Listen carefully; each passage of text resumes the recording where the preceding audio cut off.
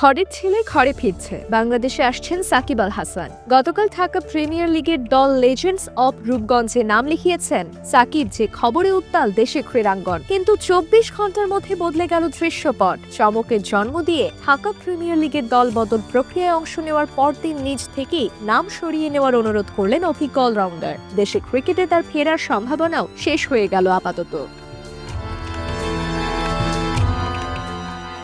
2 দিন ব্যাপী চলছে ক্রিকেটারদের দলবদল, যে কারণ আসন্ন আসরকে সামনে রেখে দল গোছাতে ব্যস্ত ক্লাবগুলো। যে তালিকায় বেশ জোরে সোরে এগিয়ে আছে লেজেন্ডস অব রূপগঞ্জ। দলটিতে ইতোমধ্যে তারকা ক্রিকেটারকে দলে ভিড়িয়েছে তারা। সবশেষ গতকাল অনলাইনে সাকিব আল হাসানকে দলে ভিড়িয়েছিল তারা। সাকিব ছবিও পাঠিয়েছিলেন দলবদল করার জন্য। তবে আজ জানা গেল সাকিব নিজেই অনুরোধ করেছেন দলবদল না করাতে তাকে।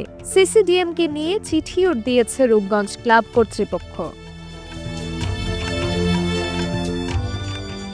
রূপগঞ্জের সাধারণ সম্পাদক তারিকুল ইসলাম সংবাদ মাধ্যমে জানান, সাকিবকে তারা পাচ্ছেন না এখনই। তিনি আরো বলেন, আপনারা জানেন সাকিব আল হাসানকে খেলানোর জন্য আমরা দলবদল করেছিলাম, কিন্তু আজ সাকিবের সঙ্গে আমাদের কথা হয়েছে। তিনি অনুরোধ করেছেন তার দলবদলটা স্থগিত রাখতে। সাকিবের প্রতি সম্পূর্ণ সম্মান বজায় রেখে তার আবেদনটা আমাদের ক্লাব থেকে আনুষ্ঠানিকভাবে সিসিডিএমকে জানিয়ে দিয়েছি।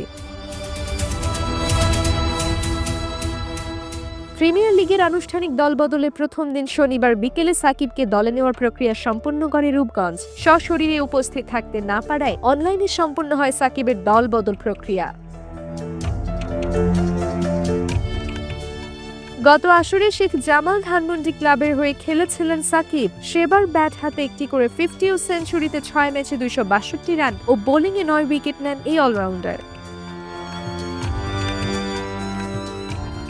গত আগস্টে রাজনৈতিক পট পরিবর্তনের পর থেকে দেশের বাইরেই থাকতে হচ্ছে সাকিবকে। জাতীয় দলের হয়ে খেলার জন্য দেশে ফিরতে পারেননি তিনি। দক্ষিণ আফ্রিকার বিপক্ষে টেস্ট খেলার জন্য যুক্তরাষ্ট্র থেকে রওনা হলেও নিরাপত্তার শঙ্কায় দুবাই থেকে ফিরে যেতে হয় তাকে।